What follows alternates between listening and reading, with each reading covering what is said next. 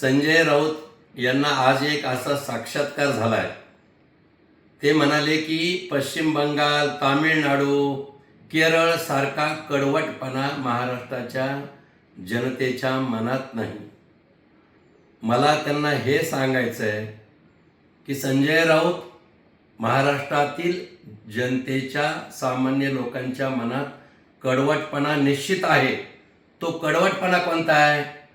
हिंदुत्वाचा कडवटपणा आहे, विकासाचा कडवटपणा आहे, राष्ट्रभक्तीचा कडवटपणा आहे. पण तुमच्यासारख्या निर्बुद्ध लोकांनी तो कडवटपणा संपून टाकला आहे. राजकीय स्वार्थापोटी स्वर्गीय बाळासाहेब ठाकरे साहेबांचं जे विचाराचा कडवटपणा होता हिंदुत्वाचा, तो तुम्ही समुद्रात फेकून दिलाय. आता तुम्ही कडवटपणाची भाषा करताना तुमच्यावर विश्वास होता, मग तुम्ही कडवटपणाच पायदळी तोडून टाकला. मग आता तुमच्यावर विश्वास कसा बसेल बरं?